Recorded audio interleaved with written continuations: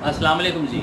हमें इस चीज़ का बिल्कुल अंदाज़ा नहीं होता कि कौन सी चीज़ हमारे हक़ में बेहतर है, और वैसे भी हमें इस चीज़ का इल्म है कि जो अल्लाह ताला की ज़ात है वो 70 माओं से ज़्यादा हमें चाहती है, हमसे प्यार करती है। तो ये कैसे मुमकिन हो सकता है कि अल्लाह ताला की ज़ात हमें कोई ऐसी चीज़ नवाज़ दे जो हमारे लिए नुकसान का बायस हो? ऐसा मुमकिन ही नहीं है। लेकिन बाज़ औक़ात हम इंसान किसी ज़िद पर अड़ जाते हैं, मतलब कोई चीज़ हम इस हद तक मांगते हैं, इस हद तक मांगते हैं कि अल्लाह ताला की ज़ात वो चीज़ हमें अता तो कर देती है, लेकिन उसका हमें बहुत नुकसान होता है। तो होता कुछ यूँ है कि एक दरवेश होता है जो कि अल्लाह ताला के बहुत ज़्यादा करीब होता है। उसकी कोई औलाद नरीना यानी बेटा नहीं होता, उसकी बेटियाँ होती हैं। तो अल्लाह ताला की ज़ात से बहुत दुआएँ मांगता है, गिड़गिड़ाता है, सब कुछ करता है, और at the end of the day वो अल्लाह ताला की ज़ात से कहता है कि मेरे पास जो कुछ भी है, इल्म है, दौलत है, जो कुछ भी मेरी जमा पूंजी है, सिवाय वो कपड़े जो मेरे तन पर हैं, मैं सब कुछ सदका खैरात कर दूँगा अगर आप मुझे औलाद नरीना यानी बेटे जैसी नेमत से नवाज दें। तो होता कुछ यूँ है कि अल्लाह ताला की ज़ात उसकी दुआ सुन लेते हैं और उसके यहाँ एक बेटे की पैदाइश होती है। कुछ अरसे बाद वो बेटा बड़ा हो जाता है,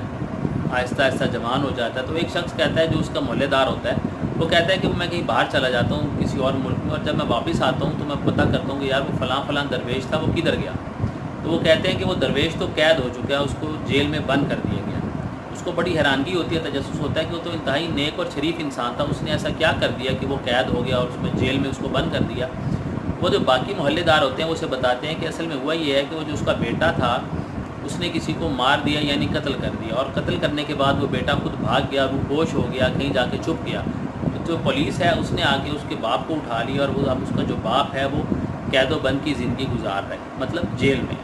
तो जो शख्स होता है वो बहुत हैरान होता है और वो सोचता है कि ये वही बच्चा था, ये वही बेटा था जिसके लिए दरवेश ने इतनी मन्नतें मांगी थी, इतनी दुआएं की थी, और आज उसी बेटे की वजह से वो जेल में कैद है। और वो बेटियां जो उसके पास पहले से मौजूद थी, अल्लाह ताला की रहमत, वही आज जेल में उसके लिए खाने पीने का बंदोबस्त करती हैं और उसका हाल दरियाफ्त करने जाती हैं, जबकि जो बेटा था उसको नहीं पता कि उसका बाप अब किस हाल में है।